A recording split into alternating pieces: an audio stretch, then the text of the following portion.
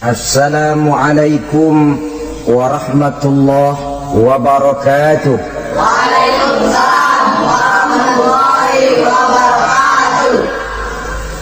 Alhamdulillah wassalatu wassalamu ala sayyidina Rasulillah sayyidina wa maulana Muhammad ibn Abdullah wa ala alihi wa sahbihi wa mawala. La hawla wa la quwwata illa billah, amma ba'du. Bapak-bapak, ibu-ibu, saudara-saudara kaum muslimin rahimakumullah. Rumah tangga bahagia menurut agama kita. Sebagaimana yang sama kita maklum bahwa manusia hidup memerlukan idola, memerlukan figur-figur yang akan dijadikan contoh di dalam kehidupannya. Sifat ini dinamakan hubbut taklid atau kecenderungan untuk meniru, dan nampak lebih menonjol pada kehidupan anak-anak remaja atau para pemuda. Siapa yang menjadi idolanya, siapa yang menjadi sentral figur dalam kehidupannya, itulah yang akan dijadikannya sebagai contoh. Kalau idolanya adalah Mick Jagger misalnya, maka tentu yang akan dicontohnya adalah Mick Jagger. Mulai gaya rambutnya, gaya pakaiannya, sampai kepada gaya jalan dan hidupnya. Soal pantas atau tidak pantas urusan nomor 16. Yang penting nyontoh dulu. Inilah kecenderungan daripada manusia. Bagi kita umat Islam, contoh ideal, figur sentral yang sepatutnya jadi idola tidak lain adalah junjungan kita Nabi besar Muhammad sallallahu alaihi wasallam. Beliau menjadi contoh dan panutan oleh karena kepribadiannya yang kompleks.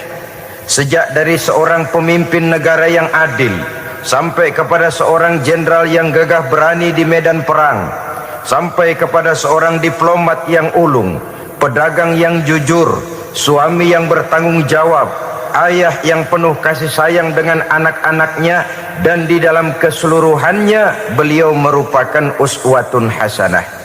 Termasuk dalam membina rumah tangga bahagia, contoh kita tidak lain adalah rumah tangga beliau. Bagaimana sih rumah tangga Nabi kita itu? Beliau berkata dalam dua kalimat yang singkat tapi punya pengertian yang sangat luas dan dalam tentang rumah tangganya. Beliau mengatakan, baiti jannati, rumah tanggaku adalah sorga bagiku. Satu cerminan yang merupakan refleksi dari keadaan yang membawa kebahagiaan. Padahal sepanjang sejarah yang kita baca, rumah beliau kecil saja. Sarapan pagi pun cuma seteguk air zam-zam, sepotong roti, kadang-kadang sebutir kurma. Tidurnya di atas kain kasar yang separuh jadi selimut, separuh jadi alas tidur. Tetapi di tengah kondisi yang semacam itu, beliau sanggup berkata, baiti jannati, rumah tanggaku adalah surga bagiku. Kenapa kita yang hidup di zaman sekarang, di mana fasilitas sesungguhnya serba lebih menunjang untuk berkata semacam itu, malah kita berkata sebaliknya, baiti nari, rumahku adalah laksana neraka bagiku. Padahal kalau dilihat, rumahnya pun kadang-kadang bertingkat, kendaraan serba berkilat, uang banyak berlipat-lipat, istri pun tak kurang cantik memikat, kadang-kadang jumlahnya 4. Tapi tiap hari kiamat tidak ada ketenangan dan ketentraman di rumah tangga. Saudara hadirin kaum muslimin rahimakumullah, mengapa Rasul sampai mengatakan baiti jannati, rumahku adalah laksana sorga bagiku? Inilah pokok pembicaraan kita pada pertemuan kali ini. Sebagaimana yang kita maklum bahwa nikah dalam pandangan Islam bukan hanya sekedar untuk memenuhi kebutuhan biologis manusiawi, Tidak hanya sekedar untuk memperkembangbiakkan keturunan, dan juga tidak pula untuk memperturutkan hawa nafsu. Lebih daripada sekedar itu, nikah dalam pandangan Islam merupakan ibadah. Oleh karena ibadah, maka seluruh tujuan ibadah, apakah dia bernama solat, apakah dia bernama puasa, zakat, sodako, haji dan lain sebagainya, seluruh daripada tujuan ibadah, target utamanya adalah mardhatillah atau keridhaan daripada Allah Subhanahu wa taala. Kalau nikah itu ibadah, maka sesungguhnya tujuan utama dari pelaksanaan suatu pernikahan tidak lain hanya untuk mencari keridhaan dari Allah Subhanahu wa taala. Bukankah kalau kita tanya tiap orang yang melakukan nikah, kenapa sih kamu nikah dengan dia? Jawabannya bisa macam-macam. Yang umum, karena saya cinta dia. Ada yang berkata, karena saya ingin mendapat ketenangan hidup. Ada yang bilang, karena saya ingin hidup teratur. Ada yang mengakui, karena saya ingin dapat keturunan dan lain sebagainya.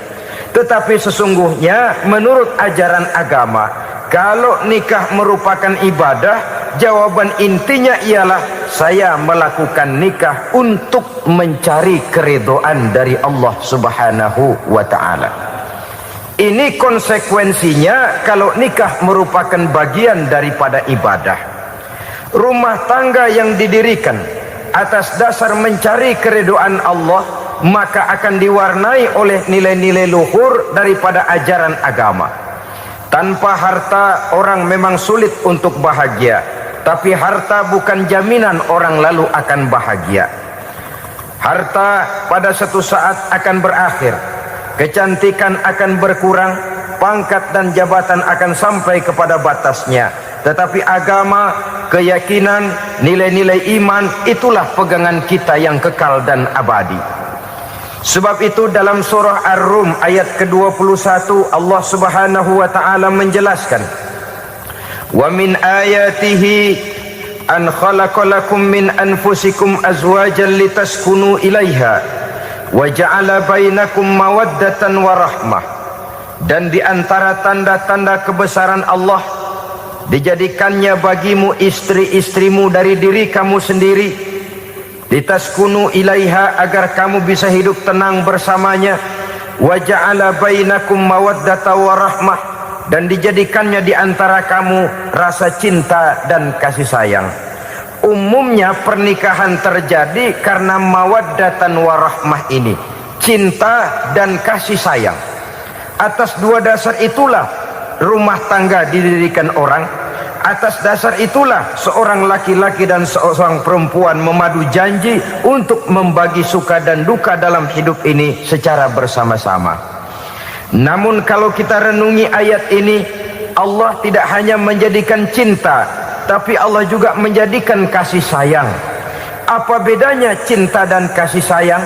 Apa bedanya mawaddatan warahmah ini? Saudara, mawaddah yang artinya cinta, itu sasarannya biasanya adalah jasmani, kecenderungan biologis. Itu akan berakhir. Orang yang mendirikan rumah tangga cuma karena kecenderungan biologis, cuma karena rasa cinta semata-mata, cinta biasanya terkait kepada keindahan. Betul apa benar? Biasanya orang mudah jatuh cinta kepada sesuatu yang punya nilai keindahan. Makanya anak muda jarang yang jatuh cinta sama nenek-nenek. Cinta selalu memandang segi keindahannya. Ini yang namanya mawaddah. Allah tidak mengingkari itu, silakan. Bahwa manusia secara naluri senang kepada serba keindahan, wajar-wajar saja. Tetapi tidak cuma mawaddah, Allah juga menciptakan rahmah, kasih sayang. Mawaddah mungkin ada akhirnya, tapi rahmah tidak akan pernah ada akhirnya. Kalau mawaddah adalah berkecenderungan kepada biologis, jasmaniah, maka rahmah kecenderungan kepada nilai-nilai rohani, kepribadian, kejiwaan, dan lain sebagainya. Dikala pernikahan di bawah umur 40 tahun mungkin masih banyak mawaddahnya, rasa cintanya. Tapi 40 bahkan 50 tahun ke atas, rasanya orang berumah tangga kalau sudah 50 tahun ke atas itu lebih banyak kasih sayangnya ketimbang cinta-cintaannya. Kalau satu rumah tangga hanya didirikan atas dasar mawaddah saja, atas dasar cinta saja, padahal cinta itu terpaut kepada hal-hal keindahan, keindahan satu saat akan menurun. Ya tentu sebagaimana yang kita maklum bersama-sama, belum punya anak memang cantik. Sudah punya anak, kecantikan mulai menurun. Punya anak 2, kulit mulai mengkerut. Punya anak 3, onderdil mulai dol. Punya anak 4, apalagi tidak pandai merawat diri, persis dompet tanggung bulan. Kalau rumah tangga didasarkan kepada rupa yang cantik saja, cinta akan bisa berpindah, paling tidak akan berkurang nilainya. Sebab itu Allah tidak hanya menyediakan mawaddah warahmah, dijadikannya di hatimu itu tidak cuma sekedar cinta, tapi juga kasih sayang. Nah, kasih sayang inilah apabila berakar dan berurat dari nilai-nilai keagamaan yang akan menopang jalinan rumah tangga bahagia, mengukuhkan usaha untuk mencapai mardotillah atau keridhaan daripada Allah Subhanahu wa ta'ala. Dengan demikian berumah tangga bukan tujuan. Ini kalau kita lihat dari segi agama. Berumah tangga cuma alat untuk mencapai mardotillah, keridhaan daripada Allah.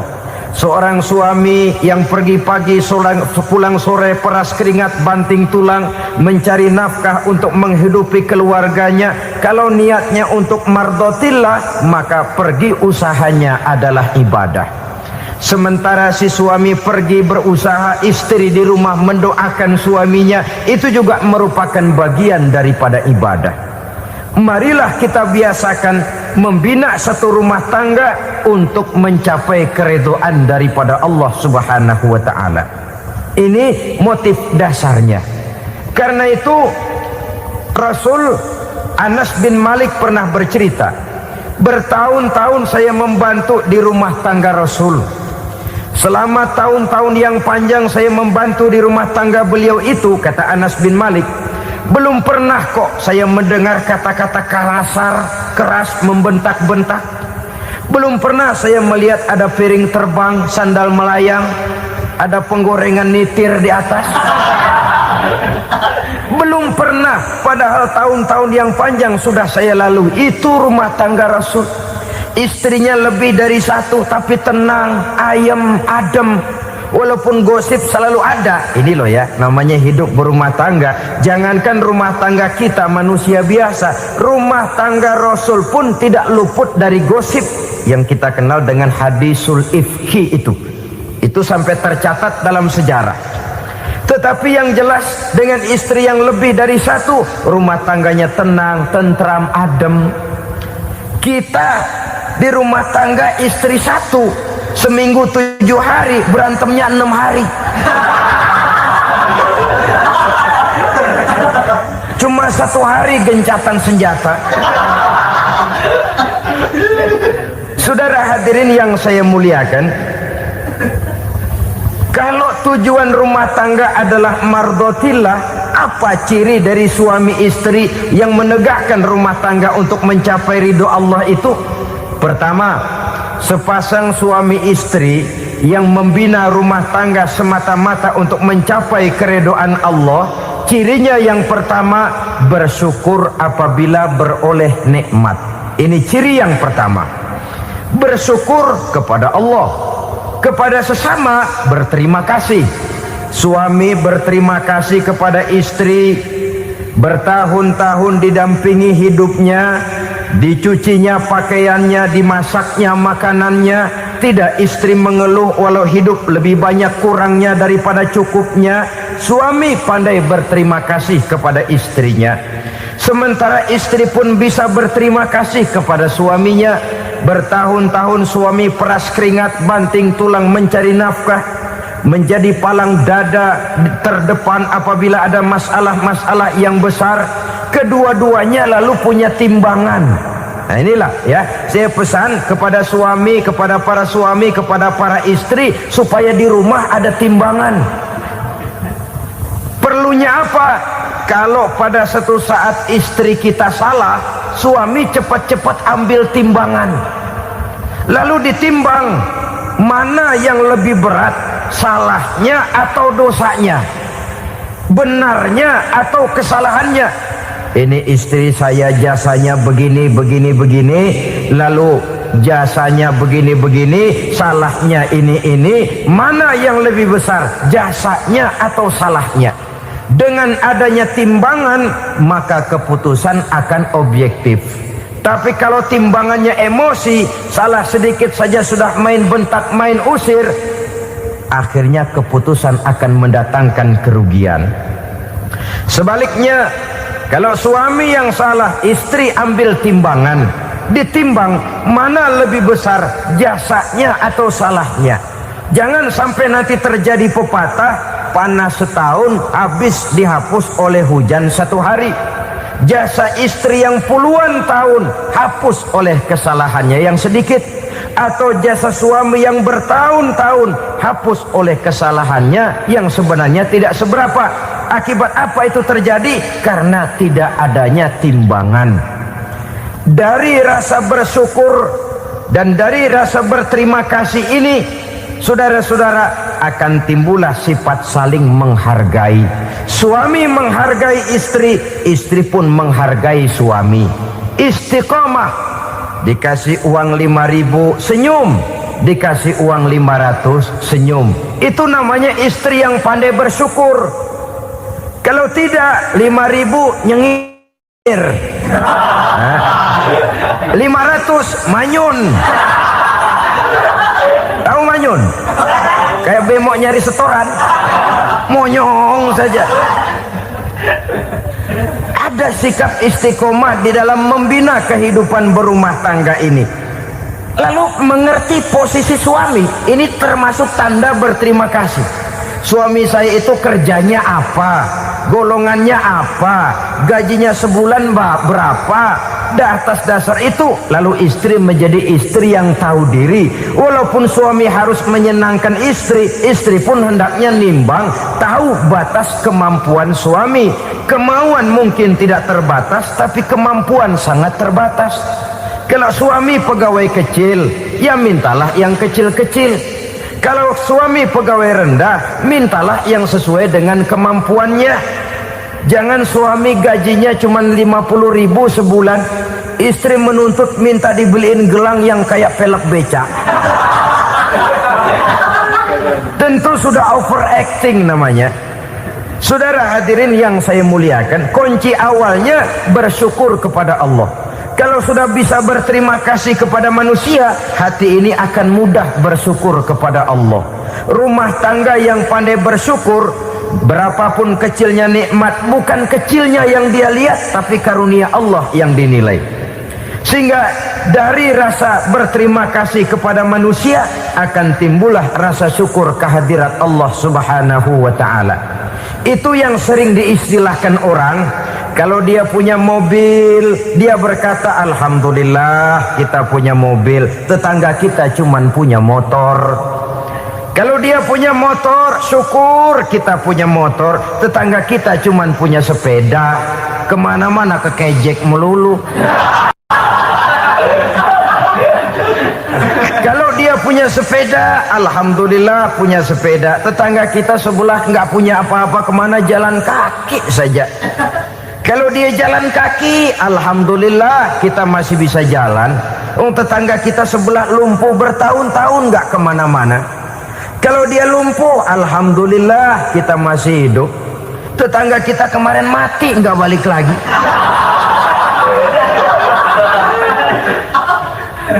Lalu akan timbul rasa syukur. Tapi kalau sudah lumpuh ngelihat yang bisa jalan ngelihat yang naik sepeda, yang punya sepeda lihat yang punya motor lihat yang punya mobil lihat yang punya pesawat. Kapanlah kita ini pandai bersyukur? Sebab kesenangan seperti pelangi, tidak pernah di atas kepala kita, selalu kelihatannya di atas kepala orang lain. Sehingga kalau ngobrol orang sering bilang, lu sih enak lo gue lihat, gue keblangsak amat nih ya. Setiap orang ngomong kepada kita begitu nadanya. Kita yang dilihat enak, sementara kita melihat orang lain enak. Tukang tahu melihat tukang tempe enak, tukang tempe melihat tukang tuak enak, tukang tuak bilang tukang sirsak enak. Enak itu seperti pelangi. Namun kalau kita mau merenungi, tidak pernah Allah berhenti memberikan nikmat kepada kita. Sejak kita bangun tidur sampai kita tidur kembali, bahkan tidur itu sendiri, seluruhnya tidak pernah putus dari nikmat Allah. Bahagia ada di gubuk reot, bahagia ada di rumah mewah, bahagia ada di hati kopral, bahagia ada di hati jenderal, di gunung dan di kota, di hutan belantara dan di desa, di keheningan malam atau di keramaian siang. Kalau kita mau mencari, bahagia selalu ada. Tapi hati yang tidak pandai bersyukur, bagaimanapun banyak kebahagiaan yang meliputi hidupnya, dia tidak akan pernah pandai mensyukurinya. Maka berterima kasihlah kepada istri, berterima kasihlah kepada suami, bersyukurlah kehadirat Allah Subhanahu wa ta'ala. Saya sering mengatakan, sebaliknya seorang suami bagaimanapun kondisi istrinya, kalau itu memang jodohnya, beranilah berkata, istriku adalah Romeoku, istriku adalah Julietku, atau istriku adalah Sri Kandiku. Biarin pengkor ya pengkor, gak ada urusan. Mensyukuri. Kalau tidak mensyukuri, yang timbul lalu sesalan. Kalau sudah sesalan, mudah umpat mengumpat, caci mencaci dalam rumah tangga, lalu terjadilah kegaduhan. Ketenangan sulit kalau sudah tidak ada unsur saling menghargai itu. Lebih celaka lagi kalau sudah mengarah kepada penyesalan. Kata istrinya, bang gue nyesel kawin sama lu. Suami digituin mungkin gede kepalanya. Kalau lu nyesel apalagi gua, makin nyesel. Iya, coba pikir bertahun-tahun kita berumah tangga, memangnya abang bisa beliin apa sama saya? Itu juga gerobok kalau nggak ngeridit bang. Kalau nggak ngeridit, memangnya kamu bayar kreditan pakai daun pisang? Saudara hadirin yang saya hormati, ini saya tekankan kepada ibu-ibu karena penyakit perempuan umumnya. Pernah Rasul itu pulang Isra Mi'raj cerita, saya pulang Isra Mi'raj diperlihatkan neraka. Neraka ya Rasul? Lalu bagaimana? Saya lihat kok isinya kebanyakan perempuan. Perempuan. Laki juga tidak sedikit. Cuma kebanyakan kok perempuan. Apa perempuan tidak sholat ya Rasul? Sholat. Tidak puasa? Puasa. Tidak ngaji? Rajinan dia sama suaminya. Tapi kenapa lebih banyak di sana? Rasul berkata, hunna yakfurnal asir. Penyakit umum dari perempuan tidak pandai berterima kasih kepada suaminya. Ini rupanya penyakit umum dari tahun atu. Saudara hadirin yang saya muliakan, jadi rumah tangga yang didirikan atas dasar mencapai ridho Allah, maka kelihatan dari pasangan suami istri menjadi orang yang pandai bersyukur terhadap nikmat. Bukankah dalam surah Ibrahim ayat 7 Allah berjanji, la in syakartum la azidannakum wa la in kafartum inna azabi lasyadid. Kalau kamu pandai bersyukur, aku tambah nikmatku. Kalau kamu ingkar, tidak mau bersyukur, azabku itu hebat dan pedih. Rumah tangga yang suami istrinya tidak bersyukur disiksa oleh perasaannya sendiri. Tetangganya dapat nikmat, dia yang meriang. Tetangganya dapat kesenangan, dia yang sakit hati. Dia tidak melihat nikmat yang diberikan kepadanya. Nikmat yang orang lain punya aja yang diincar. Nikmat orang lain aja dihitung-hitung. Tangga kita, si Ano baru habis beli yang sebelah belilir habis beli kukusan. Cuma sekedar kukusan saja. Orang lain beli apa-apa jadi bahan diskusi di rumahnya. Orang lain saja yang diusut. Timbul dendam kesumatnya, timbul hasutnya. Dia tidak bersyukur dengan nikmat yang ada dalam rumah tangganya. isi rumah tangga semacam itu disiksa oleh perasaan hasutnya sendiri. Jauh dari kebahagiaan, kering hatinya, miskin jiwanya, merana batinnya. Kalau sudah ke sana, jauhlah rumah tangga dari pantulan sinar kebahagiaan. Saudara-saudara, kita lihat rumah tangga Rasul. Dari rumah yang kecil, dari tempat tidur yang sarapnya kain kasar, separuh jadi selimut lagi, keluar ucapan baiti jannati. Kenapa? Beliau orang yang pandai bersyukur kepada Allah, bisa berterima kasih kepada istri-istrinya, dan istrinya pun pandai berterima kasih kepada Rasul dan bersyukur kehadirat Allah Subhanahu wa taala. Maka nikmat lalu bertambah. Makin kita syukuri nikmat, makin tambah itu. La azidannakum, janji Allah, pasti aku tambah nikmatku kepadamu jikalau kamu pandai mensyukurinya. Tapi kalau kamu ingkar, tidak pandai bersyukur, awas, nikmat bisa berubah menjadi azab kalau kita tidak pandai-pandai mensyukurinya. Jadi cirinya yang pertama, rumah tangga bahagia itu apabila suami istri pandai bersyukur terhadap nikmat yang diberikan oleh Allah Subhanahu wa taala. Satu. Cirinya yang kedua, rumah tangga yang berdasarkan untuk mardhatillah, mencapai keridhaan Allah, sabar apabila mendapat cobaan. Namanya orang berumah tangga itu persis berlayar di lautan. Suami istri adalah dua orang yang memegang kemudi. Kalau berlayar ombak tenang, angin bertiup sepoi-sepoi basah, lalu bila malam datang bulan bersinar, bintang gemintang gemerlapan, berlayar memang nikmat. Tapi satu saat angin puting beliung bertiup, gelombang menggunung, halilintar menyambar, kemudian petir berkilat.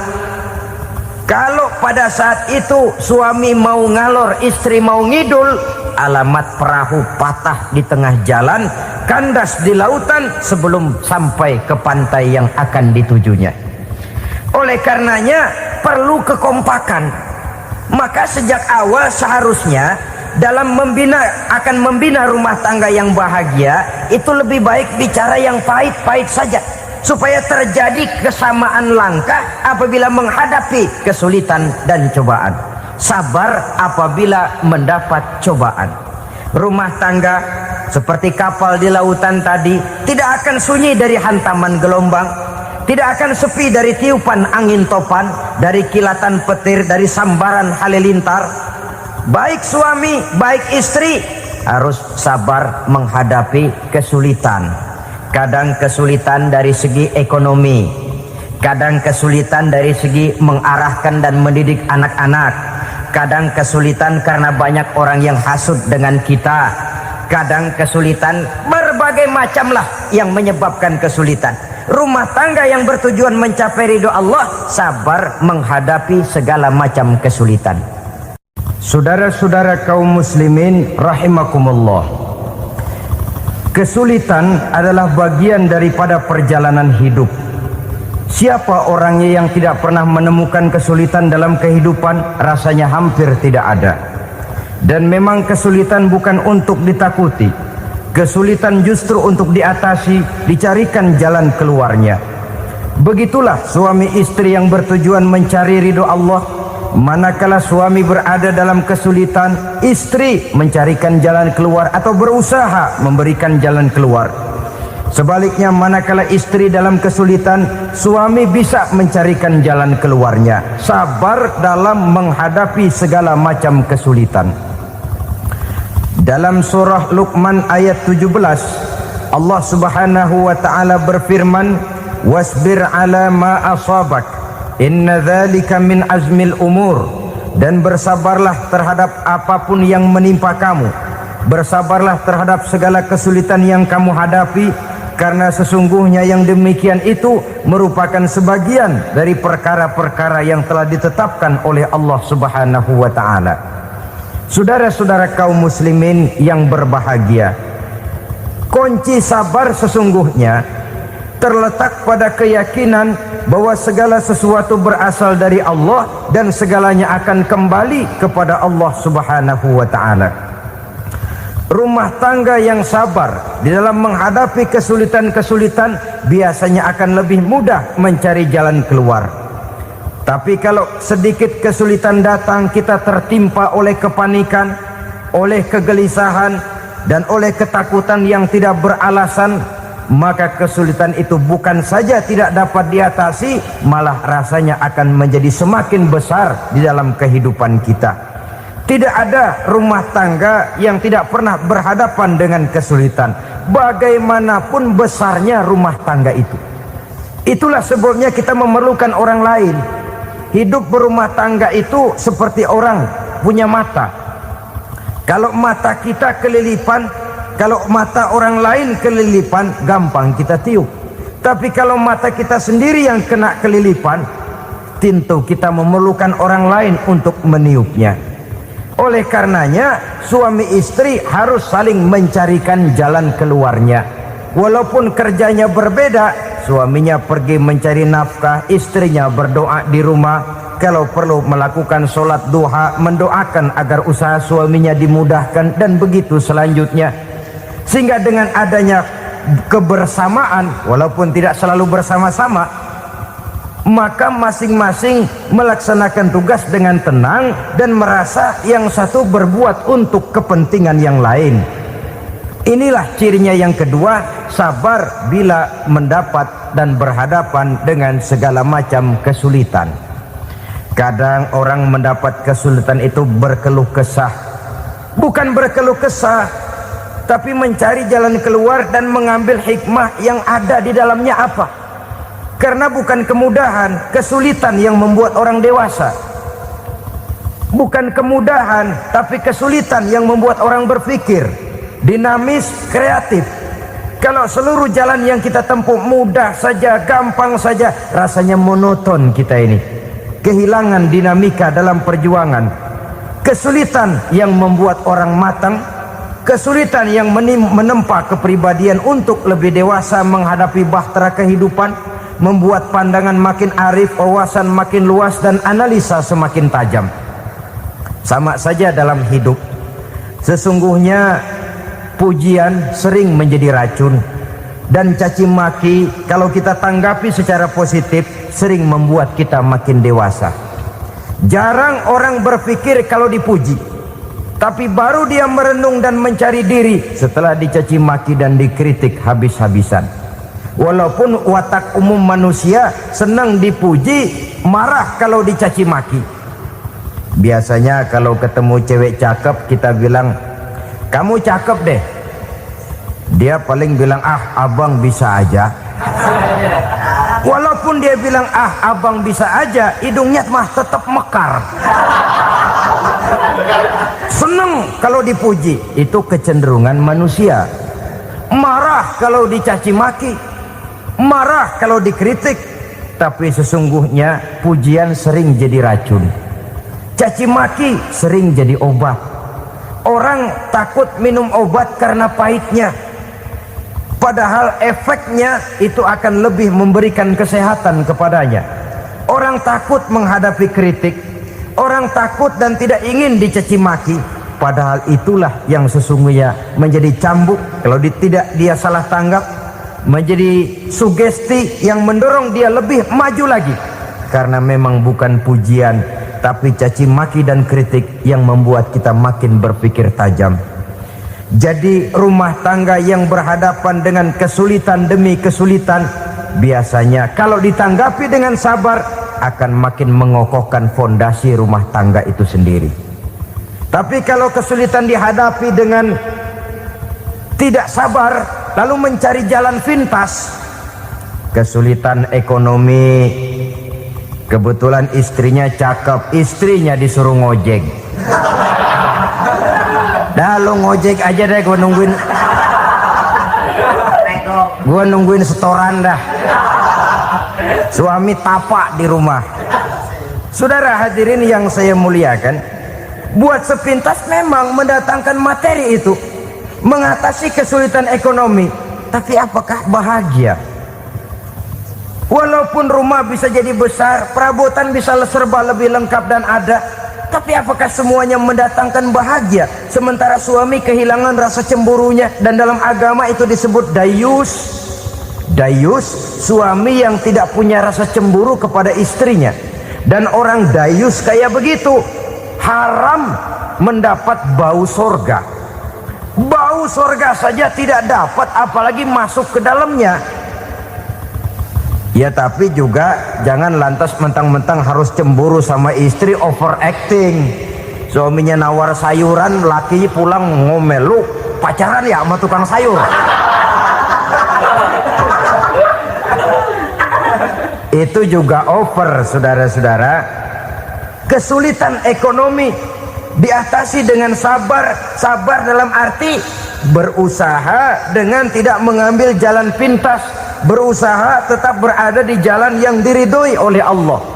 Ini yang jadi problema ini rumah tangga sekarang ini, kesulitan ekonomi, di mana lapangan kerja sulit, di mana persaingan hidup tajam, sedangkan kita hidup ingin seperti orang lain. Kita mudah gelap mata, mudah picik pandangan, mudah sulit pertimbangan, lalu mengambil jalan pintas. Kadang menjual akidah, menjual keimanan. Kebetulan penderingan kering, ada yang nawarin beras 3 liter sama Supermi 2 bungkus. Hari Minggu diajak ke gereja mau. Itu iman kena beras 3 liter telap. Kesulitan ekonomi, saudara-saudara, sehingga Imam Ali pernah berkata, kadal fakru ayyakuna kufron. Kemiskinan memang mudah membawa orang kepada kekafiran, kepada perbuatan-perbuatan yang bisa mengundang kekafiran. Oleh karena itu dalam tamsil lain beliau berkata, kalau ada ular dan ada kemiskinan, kemiskinan yang saya getok lebih dulu, kemiskinan yang saya bunuh lebih dahulu. Karena kemiskinan mudah membawa orang kepada kekufuran. Bagaimanapun sulitnya ekonomi yang dihadapi dalam rumah tangga, percayalah satu saat jalan keluarnya mesti ada. Mesti ada. Jangan sampai mengambil jalan pintas yang membuat kita keluar dari jalan yang ditinjau dari segi kemasyarakatan pun mendatangkan aib, ditinjau dari kehormatan berkeluarga pun mendatangkan nista, ditinjau dari segi ekonomi pun barangkali tidak akan mendatangkan kelimpahan materi. Jalan pintas pada umumnya, saudara-saudara, hanya memberikan kenikmatan yang sekejap. Dan apalah itu artinya kalau harus mengorbankan kesenangan yang abadi dan kekal. Kadang-kadang mengorbankan anaknya sendiri, anaknya dikomersilkan.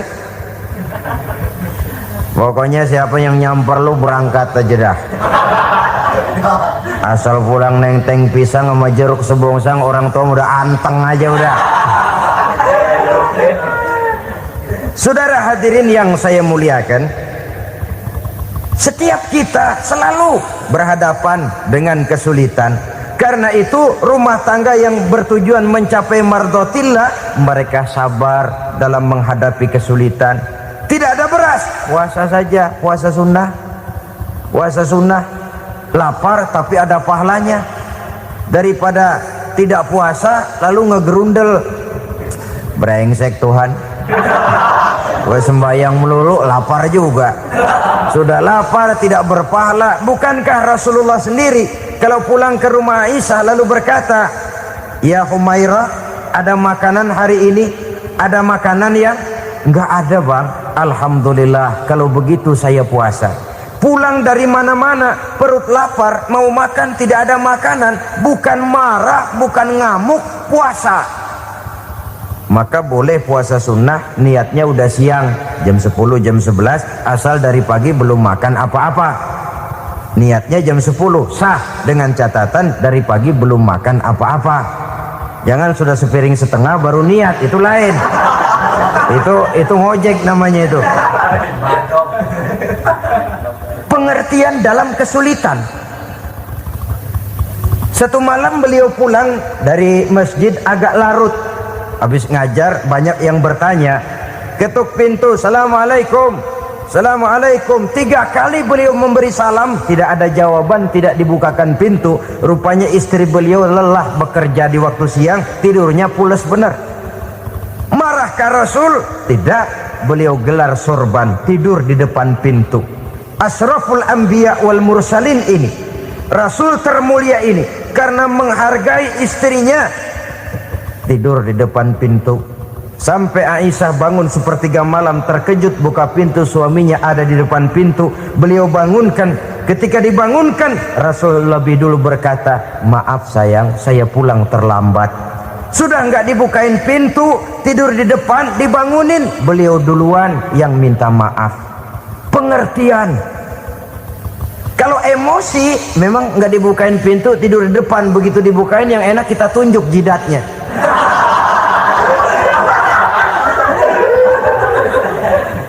Saudara hadirin yang saya muliakan, kesulitan di dalam kehidupan merupakan bagian daripada kehidupan. Bukan untuk ditakuti, tapi untuk diatasi. Bukan untuk dihindarkan, tapi dicarikan jalan keluarnya. Hadapilah kesulitan dengan baik sangka kepada Allah, dengan lapang dada, dan dengan tetap bersabar menghadapinya. Kenapa? Karena tujuan kita mendirikan rumah tangga, mencapai ridho Allah. Kalau anak kita perjualbelikan, kalau istri kita komersilkan, kalau akidah kita jual untuk mempertahankan rumah tangga, bukankah makin jauh saja rumah tangga itu dari ridho Allah? Ini tujuan utamanya. Yang ketiga, rumah tangga yang bertujuan mardotillah itu, suami istri yang merupakan fondasi di rumah tangga, suami sebagai pemimpin, istri sebagai pembina, selalu musyawarah dalam menyelesaikan persoalan. Walaupun istri ditakdirkan sebagai pemimpin dan suami sebagai pemimpin dan istri yang dipimpin, tapi agama menganjurkan musyawarah. Jangan mentang-mentang istri nyari duit, suami nyari duit, lalu menteleng. Segalanya mau diktator, segalanya mau sendiri. Rumah tangga yang bertujuan mencapai ridho Allah selalu didirikan atas dasar musyawarah. Sehingga apabila sesuatu itu dihasilkan dari suasana musyawarah, tidak akan melahirkan penyesalan di belakang hari. Kalau tidak, berjalan menurut seleranya masing-masing, belakangan timbul penyesalan, akhirnya main salah menyalahkan. Kalau sudah saling salah menyalahkan, itu artinya sudah saling mengungkit kekurangan masing-masing. Akibatnya tidak ada lagi saling menghargai. Jadi dengan demikian musyawarah di dalam menyelesaikan persoalan. Menghadapi kesulitan ekonomi, musyawarah. Menghadapi kenakalan anak, musyawarah. Akan membeli ini dan itu, sebaiknya juga musyawarah. Kalau merupakan hasil musyawarah, maka saudara-saudara, hasilnya pun akan dihadapi oleh bersama. Enak rasakan bersama, tidak enak rasakan bersama. Kenapa? Tadinya musyawarahnya bersama-sama juga. Lah kalau hasil sendirian, giliran enak mungkin yang satu mau ikut, giliran tidak enak yang satu nuding, gua kata juga apa. Kan begitu akibatnya kalau tidak berdasarkan musyawarah lebih dahulu. Maka insya Allah hasil musyawarah ini setidaknya tidak akan mendatangkan sesalan di belakang hari nantinya. Saudara-saudara kaum muslimin rahimakumullah, ciri yang keempat, sepasang suami istri yang bertujuan mencapai ridho Allah dalam upaya mencapai rumah tangga bahagia itu tawakal apabila mempunyai rencana. Tawakal berserah diri kepada Allah, bukan berserah diri dalam artian mutlak yang mengarah kepada fatalism atau predestination. Kita sering mengartikan tawakal secara salah. Belum apa-apa sudah menyerahkan diri kepada Allah. Emang semuanya terjadi menurut maunya Allah dah, nggak usah ngapa-ngapain, bagaimana Tuhan aja dah. Lapar juga nggak usah makan, kalau takdirnya kenyang pan kenyang. Ya udah lapar terus kita. Makan dulu, perkara nanti kenyang apa tidak, itu baru tawakal. Kalau sakit ke dokter, soal sembuh atau tidak, baru tawakal. Artinya usaha itu ada. Setelah suami berusaha, istri berusaha, selebihnya tawakal. Apa perlunya tawakal? Apabila berhasil tidak lupa daratan, apabila berhasil tidak lupa diri, apabila gagal tidak putus asa. Sehingga dengan demikian dari tawakal ini lahirlah pondasi yang kokoh membina rumah tangga yang bahagia dalam upaya mencapai keridhaan daripada Allah Subhanahu wa taala. Apapun yang kita laksanakan di rumah tangga, tujuan intinya tetap untuk mencapai keridhaan Allah. Beli kendaraan untuk mencapai ridho Allah, lalu dipakai ngaji, dipakai ke masjid dan sebagainya. Beli peralatan rumah tangga untuk mencapai ridho Allah, mendidik anak untuk mencapai ridho Allah, membantu keluarga untuk mencapai ridho Allah, dan begitu selanjutnya. Tawakal apabila mempunyai rencana. Kemudian cirinya yang kelima, suami istri yang bertujuan mencapai ridho Allah selalu mempererat silaturahmi. Sebab seperti sudah saya sampaikan pada pertemuan terdahulu, dalam berumah tangga itu ada orang tua, ada mertua. Itu cuma perbedaan istilah, tapi hakikatnya adalah sama.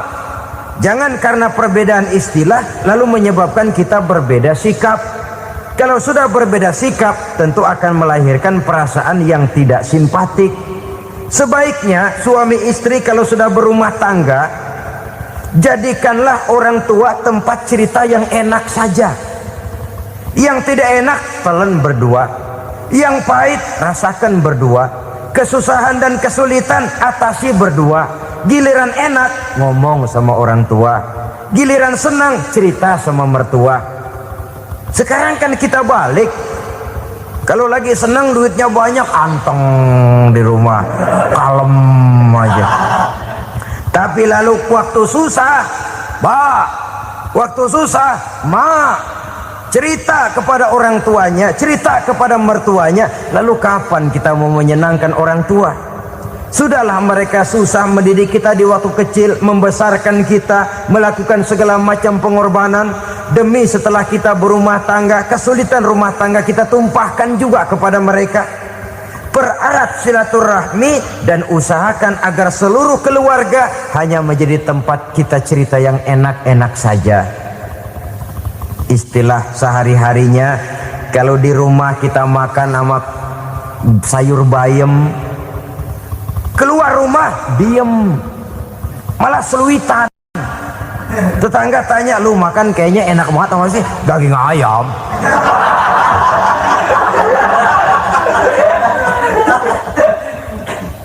Lalu tetangga kan akan berbisik, itu makannya tuh orang enak bener ya, rumah tangganya tiap hari makan sama daging ayam. Biarlah paling kurang itu jadi doa, daripada kita makan sama kangkung lalu ribut ngomel di mana-mana. Gua kesel banget sama bini gua. Di warung ceritanya lagi. Kenapa? Saban sari gue direbusin kangkung mulu. Brengsek. Di warung cerita ada RT, ada RW. Gara-gara makan sama kangkung se-RT tahu.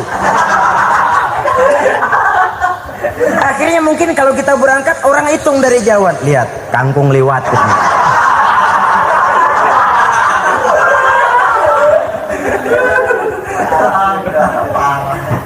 Bisa menjaga yang disebut security informasi, rahasia rumah tangga. Bahkan pernah saya berikan contoh karena ingin menghargai. Suami beliin kain batik buat istrinya. Istri tahu begitu sepintas, nih kain jelek nih. Tapi karena mau menyenangkan suaminya, dia bohong. Bagaimana bu, kain yang bapak beliin? Aduh bagus bener pak, bagus sekali itu kain. Warnanya pak emang yang model begitu tuh. Tetangga kita mana ada yang pakai kain begitu pak? Ya emang nggak ada, jelek. Menghargai. Sebab kalau waktu itu si istri jujur, yang timbul sakit hati suami. Bagaimana bu kain yang saya beliin? Goblok lo. Kain begitu dibeliin di pasar juga banyak 1.400. Campur odol lagi. Sudahlah suami punya niat baik, sampai rumah digoblok-goblokin, tidak ada lagi rasa saling menghargainya.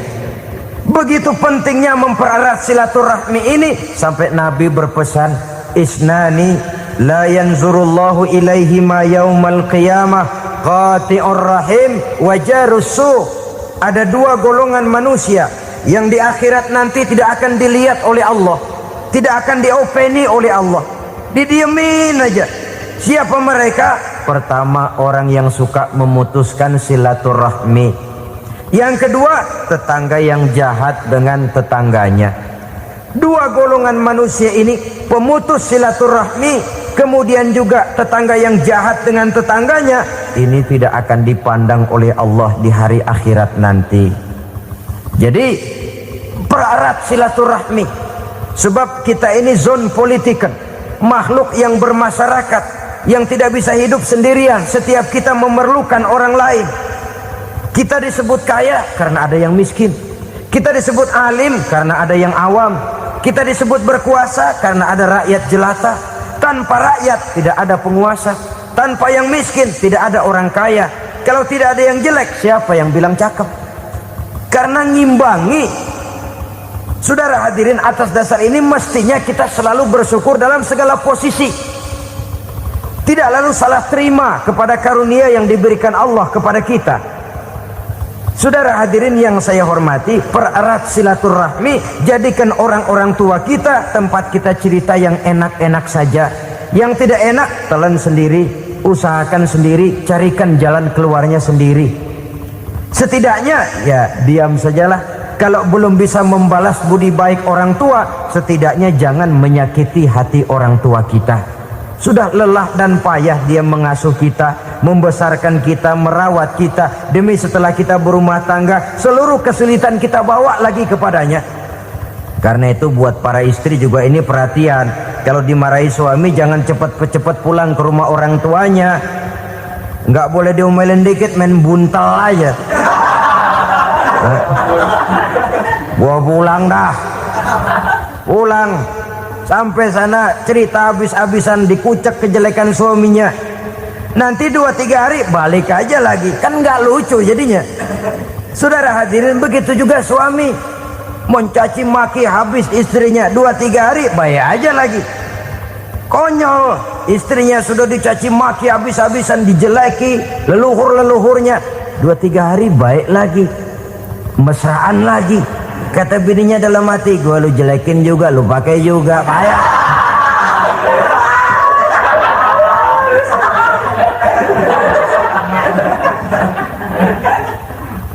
Saudara hadirin yang saya muliakan, itulah sebabnya pada awal tadi saya katakan perlunya kita mempunyai timbangan baik sebagai suami maupun sebagai istri.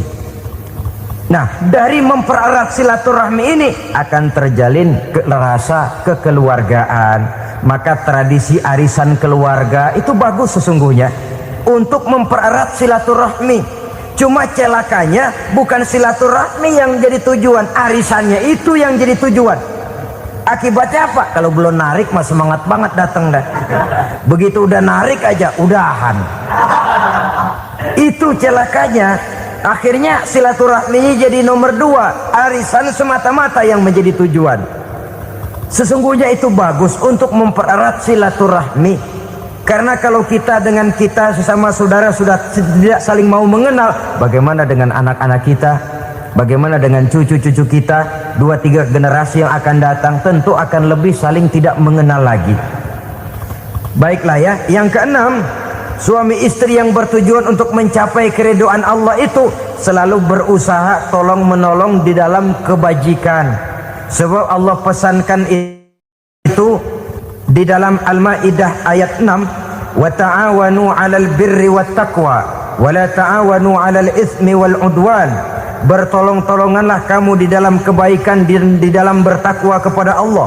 Jangan bertolong-tolongan di dalam maksiat, di dalam dosa, dan di dalam usaha yang menimbulkan permusuhan. Kalau suami marah kepada seseorang, istri jangan ngipasin. Oh bang, yang begitu mah dibayain tuman. Udah habisin aja dah. Anak-anaknya marahin sekalian. ngipasin. Istri kesel sama tetangganya, suami ngipasin. Emang tuh tetangga kita, hahu. Habis orang dikipasin. Ta'awanu 'alal birri wat taqwa, bertolong-tolonganlah di dalam kebaikan. Istri malas ngaji, suami mendorong, memberikan sugesti. Suami malas berusaha, istri memberikan sugesti. Saling tolong menolong di dalam kebaikan dan takwa, dan jangan tolong menolong dalam dosa dan permusuhan. Kata suami, Bu, daripada kita melarat terus hidup, kita piara tuyul yuk. Kata istrinya, nah ini sudah menyimpang bang, bersabarlah, bagaimanapun insya Allah kita tidak akan mati kelaparan. Piara tuyul itu nanti jadi pindah akidah, merusak iman, berteman dengan setan. Apalah artinya kekayaan dan kesenangan sebentar kalau harus mengorbankan kekayaan dan kesenangan yang abadi. Ini sudah alal ismi wal udwan, sesuatu yang mengandung dosa. Saudara hadirin yang saya hormati, kemudian yang keenam, berbaik sangka. Baik suami maupun istri sama-sama saling berbaik sangka. Suami melepas istri, istri melepas suami dengan hati yang ikhlas. Suami meninggalkan istri di rumah dengan jiwa yang bersih dan rasa yang aman. Ada rasa baik sangka, dan ini modal dasar. Kalau sudah dilandasi oleh buruk sangka, tentu yang lahir nanti adalah perasaan-perasaan yang tidak baik. Akibatnya sangat tidak menguntungkan. Inilah beberapa ciri dari rumah tangga yang didirikan atas dasar mardhatillah, mencapai keridhaan dari Allah. Nanti akan menyusul tujuan berikutnya, diantaranya mendapat keturunan, diantaranya lagi mendatangkan gairah untuk lebih berusaha mencari rezeki karena sudah merasa punya tanggung jawab berupa anak dan istri. Mempererat silaturahmi. Itu cuma tujuan-tujuan sekundernya saja. Tujuan primernya kita melakukan suatu nikah untuk mencapai keridhaan dari Allah Subhanahu wa ta'ala.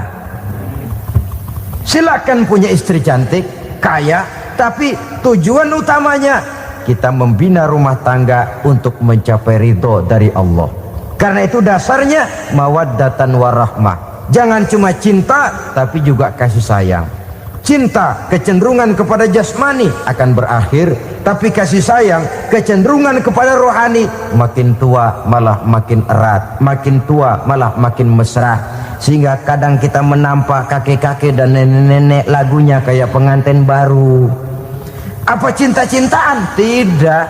Bagaimana kakek-kakek sama nenek-nenek harus bilang I love you? Yang masih ada itu waktu itu mawaddah, kasih dan sayang. Itu yang akan kekal, itu yang akan abadi.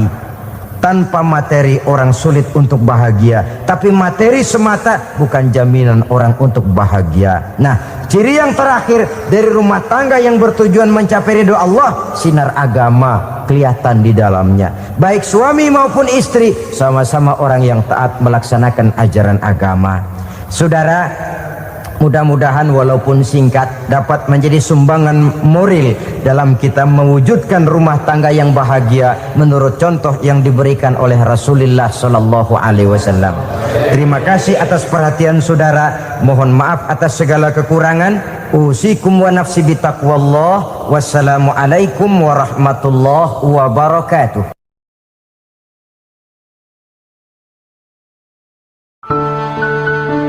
Assalamualaikum warahmatullahi wabarakatuh. Bismillahirrahmanirrahim. Alhamdulillahi rabbil alamin. Wassalatu wassalamu ala ashrafil anbiya'i wal mursalin wa ala alihi wa sahbihi ajma'in, amma ba'du. Saudara-saudara kaum muslimin rahimakumullah, salah satu dari misi Islam ialah mengangkat harkat dan martabat manusia yang sebelumnya dibedakan oleh warna kulit, oleh suku bangsa dan bahasa. Seluruhnya diikat dengan satu akidah, menghilangkan perbedaan akibat warna kulit, suku bangsa dan bahasa. Termasuk dalam upaya itu betapa Islam telah mengangkat harkat dan martabat kaum wanita. Maka pada pertemuan kali ini kita akan membicarakan tentang peranan wanita sepanjang pandangan agama. Sebelum Islam datang, nasib perempuan nyaris hanya berputar di segitiga saja. Dapur, sumur, kasur. Kasur, sumur, dapur. Seolah-olah wanita terpaut dengan 3 itu tadi. Seolah-olah wanita tidak bisa berbuat lebih banyak daripada itu. Bahkan di tengah masyarakat jahiliyah, bayi perempuan mendatangkan aib sehingga mereka lalu dikubur hidup-hidup. Maka datang Islam dengan tegas mencanangkan satu revolusi yang mengangkat harkat dan martabat kaum wanita. Nabi bersabda, "An-nisa'u imadul bilad, iza saluhat saluhal bilad, wa iza fasadat fasadal bilad." Wanita adalah tiang negara. Jikalau baik wanita, baiklah negara. Jikalau rusak wanita, hancurlah negara. Dalam berbagai ayat Al-Quranul Karim menjelaskan tentang wanita dan peranannya. Al-Quran bercerita tentang Siti Hawa. Al-Quran bercerita tentang anak perempuan Nabi Adam, Iklima dan Labuda, yang menyebabkan Habil dan Qabil saling berbunuh-bunuhan. Al-Quran menceritakan bagaimana ibunya Nabi Musa mendapat wahyu untuk menghanyutkan anaknya di hilir sungai Nil. Al-Quran bercerita tentang Siti Maryam, ibu daripada Nabi Isa. Al-Quran bercerita tentang 2 putri Nabi Yusuf, yang akhirnya salah satunya menjadi istri daripada Nabi Musa.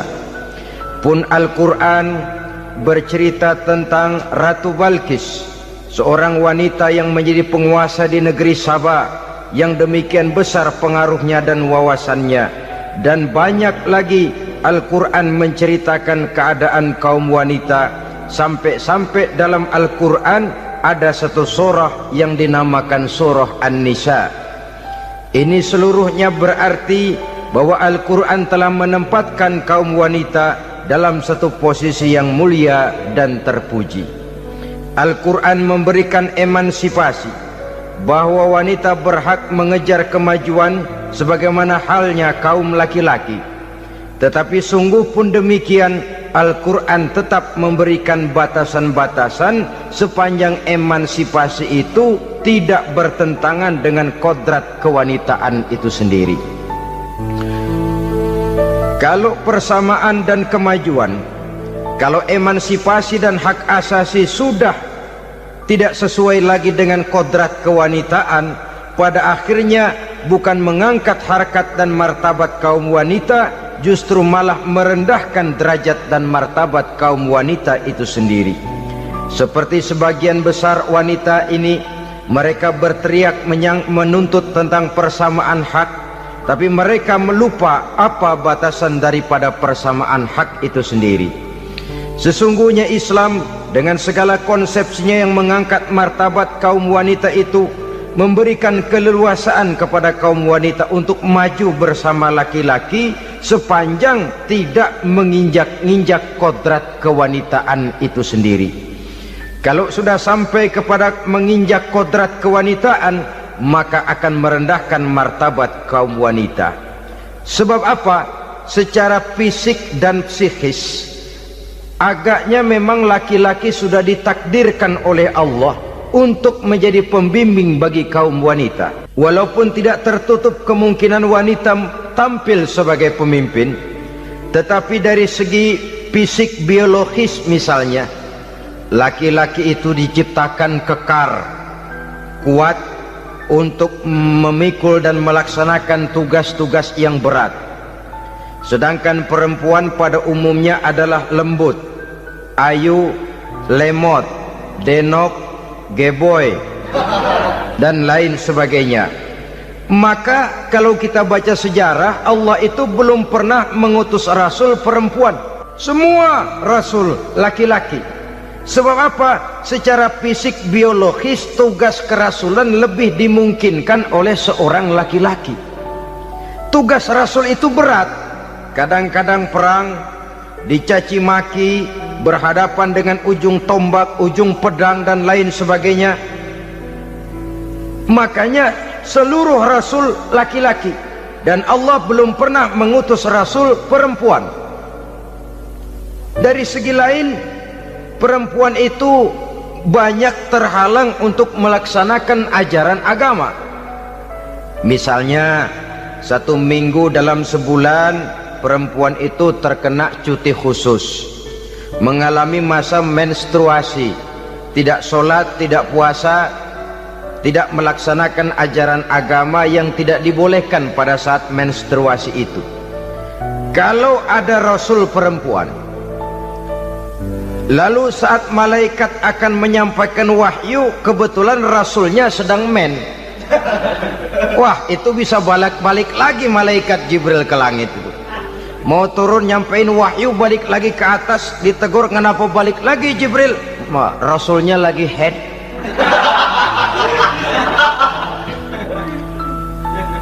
Atau pada saat agama dalam bahaya, agama dalam hinaan, agama dalam ancaman, rasulnya perempuan kebetulan sedang hamil besar.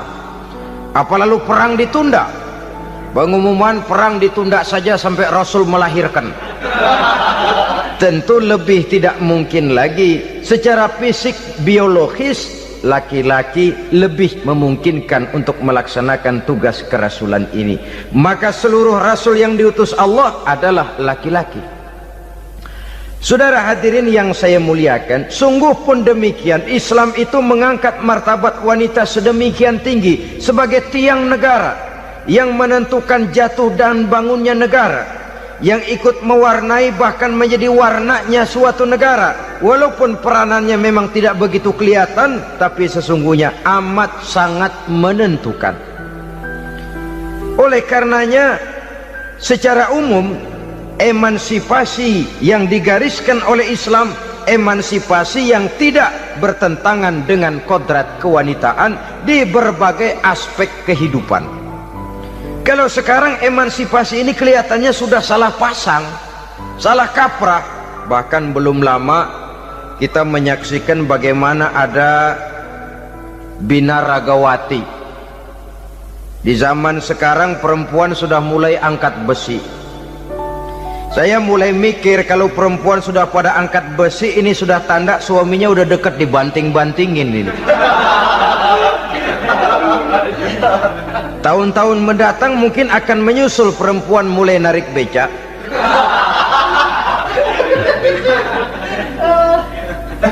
Nampaknya kan sudah tidak lagi mengindahkan kodratnya sebagai wanita.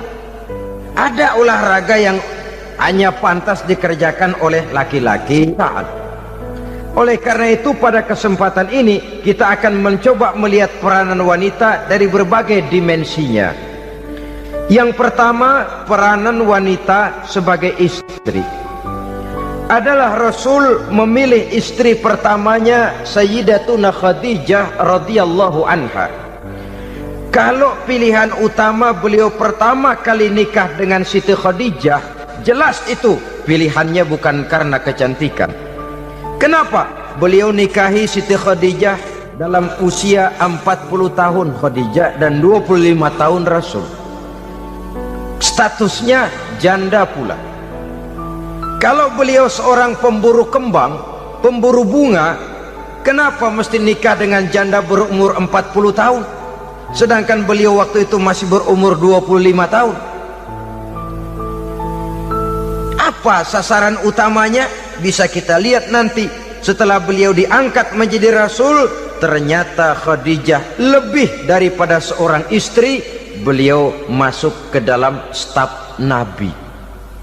Orang lain beliau belum beriman, beliau malah beriman lebih dahulu sebagai perempuan pertama yang masuk Islam. Orang lain memusuhi Nabi, beliau malah mengorbankan hartanya untuk membantu perjuangan Nabi. istri setia semacam ini dengan peranannya sebagai istri yang sedemikian rupa memberikan andil yang sangat besar bagi kesuksesan dan keberhasilan seorang suami. Sebaliknya, seorang istri bisa mempengaruhi suaminya. Seorang suami yang jujur, polos, lugu, sederhana bisa jadi koruptor ulung kalau didorong-dorong oleh istrinya.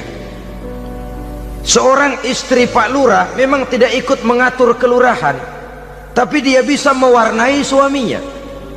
Seorang istri gubernur memang tidak ikut mengatur provinsi, tapi dia bisa mewarnai suaminya. Sepanjang warnanya positif, tentu sangat baik dan sangat diharapkan. Tetapi kalau warnanya negatif, kiamatlah akibatnya umat ini. Oleh sebab itu, peran pertama dari kaum wanita sesungguhnya adalah sebagai istri yang mendampingi suami untuk mengolah dan melaksanakan tugas-tugas besar. Dari seorang yang paling kecil sampai kepada seorang yang punya jabatan paling tinggi sekalipun, pengaruh dan peranan istri memang sangat menentukan. Saudara hadirin kaum muslimin rahimakumullah, itulah sebabnya Nabi menikah dengan Siti Khadijah. Dan lebih dari itu, sebelum menikah dengan Nabi, Siti Khadijah itu sudah terkenal sebagai pengusaha wanita, business girl kalau bahasa sekarang ini. Bahkan jaringan-jaringan bisnisnya tidak hanya Mekah saja, tidak hanya antar kota, bahkan sudah antar negara, dari Mekah ke Syam, dari Mekah ke Madinah dan lain sebagainya, yang bahkan kita tahu Rasul pada mulanya pun ikut membantu perdagangannya Siti Khadijah radhiyallahu anha ini. Jadi kalau bercermin dari karier Siti Khadijah, boleh saja wanita bergerak di bidang bisnis, asal memang profesi, bukan karena dengan senjata dan modal kecantikan lalu membujuk dan merayu orang sampai telap sehingga bisnisnya berjalan lancar dengan jalan menjual kecantikannya. Tidak, bergerak di bidang bisnis yang memang profesinya di situ.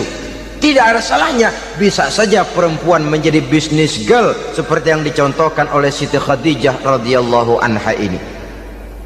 Sebab itu, kontes-kontesan yang hanya bertitik kepada rupa yang ayu saja, rupa yang cantik saja, sesungguhnya bukan hanya tidak bermanfaat, tapi saya pikir juga sangat tidak mendidik. Yang mengajar anak-anak remaja putri kita untuk berlomba-lomba hidup dalam kepalsuan. Alis mata palsu, hidung pesek dimancungin palsu, operasi plastik. Alis matanya dikerik, bikin yang palsu. Tai lalat lagi bikin yang palsu. Gincu bibir dimerahin, palsu. Seluruhnya hidup dalam kepalsuan. Akan lebih baik kalau kita ini misalnya mengadakan kontes yang menitik beratkan kepada ketinggian IQ, kecerdasan, kemampuan, skill, keahlian dan kemampuan. Tidak hanya dititik beratkan kepada rupa yang ayu dan cantik semata-mata. Sebab di samping manfaatnya diragukan, juga sangat tidak mendidik buat generasi yang akan datang. Terutama ibu-ibu, peran utama wanita sesungguhnya adalah sebagai istri mendampingi suami dalam melaksanakan tugas-tugas besar. Satu hari, serombongan ibu-ibu pernah datang menghadap Rasul mengajukan satu resolusi, protes kalau bahasa kita sekarang. Ya Rasul, ada apa bu? Kalau laki-laki sih enak. Enak bagaimana? Iya, kalau orang laki-laki sholat, perempuan sholat. Laki-laki puasa, perempuan puasa. Laki-laki pergi haji, perempuan pergi haji. Laki-laki menuntut ilmu, perempuan bisa menuntut ilmu. Tapi kalau laki-laki pergi jihad, perang membela agama, kami perempuan tidak bisa ikut jihad perang di medan pertempuran. Padahal pahala jihad sangat besar dan kami ingin mendapat pahala jihad. Tidak adil kalau begini ya Rasul, izinkan kami pergi jihad. Ini perempuan di zaman Rasul, kalau ada kebaikan tidak bisa ikut, rasanya rugi bukan main, lalu protes. Apa jawab Rasul? Beliau senyum. Ibu-ibu jangan khawatir, walaupun ibu-ibu tidak maju ke medan perang, ada ibadah yang pahalanya sama dengan pahala jihad itu. Apa ya Rasul? Beliau menjawab, jihadukunna fi baitikunna. Jihadnya ibu-ibu, jihadnya kaum wanita adalah di rumah tangganya sebagai istri. Memasak makanan suaminya, mencuci pakaian istrinya, mengasuh, merawat dan membesarkan anak-anaknya, itu seluruhnya bagian daripada ibadah yang pahalanya tidak kurang dengan pahala jihad. Kenapa? Al-Quran itu memberikan sesuatu sesuai dengan kedudukannya.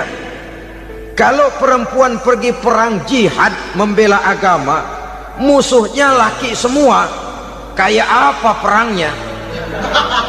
Itu musuhnya bisa nggak mau pakai pedang, perangnya udah gulat aja udah.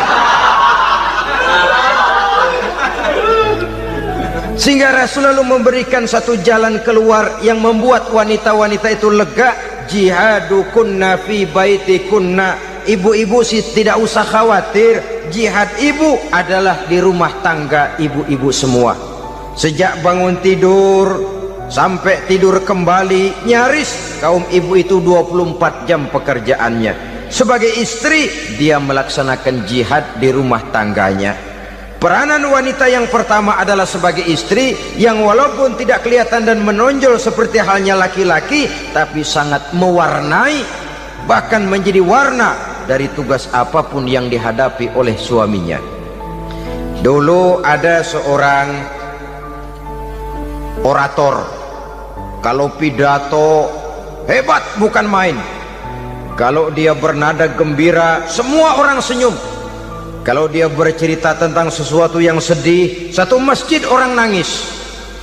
Orang tanya kepadanya, Pak, bisa pidato begitu hebat, siapa yang bikin? Ya saya sendiri. Istrinya dari belakang bilang, tidak, yang bikin pidatonya hebat saya. Kata suaminya, mana bisa, saya, kata istrinya. Kalau saudara tidak percaya, tunggu Jumat depan, dia khutbah Jumat, saya akan bikin khutbahnya tidak hebat, kata istrinya. Sudah hari Rebo, siap-siap mau bikin konsep khutbah, baru mau nulis, datang istrinya, bang tolong pegangin anak, saya mau ke warung. Mau bikin konsep lagi, kata istrinya, bang tolong ini, tolong itu, tolong ini. Sampai mau berangkat khutbah Jumat, khutbah belum selesai dibikin. Begitu naik mimbar, kehabisan bahan. Sudah 10 menit masih ama ba'du. Ini yang dengar heran, ini orang kok bicaranya bisa cuma amat sama badu saja. Di situ kelihatan saudara-saudara betapa peran serta istri yang walaupun tidak kelihatan oleh pandangan mata yang zahir, tapi teramat sangat menentukan. Sekali lagi, tidak ada seorang suami bisa sukses jadi apapun dia tanpa peran serta istrinya di rumah. Tidak ada kemajuan yang bisa diperoleh kalau tidak karena peran serta istrinya di rumah. Tidak ada kesuksesan yang bisa diraih tanpa keikutsertaan daripada istrinya di rumah. Walaupun suaminya yang dikenal orang, suaminya yang dipuji orang, suaminya yang disanjung orang, bagian besar tetaplah saham dan andil daripada istrinya yang di rumah itu.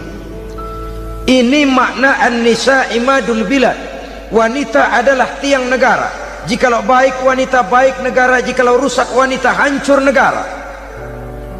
Karena wanita, negeri Sabah menjadi terkenal tentram, aman, wawasan politiknya luas. Seorang semacam Cleopatra bisa menaklukkan Julius Caesar. Dan begitu selanjutnya. Banyak cerita-cerita betapa wanita yang berperan di belakang layar ini bahkan bisa menggoyangkan negara.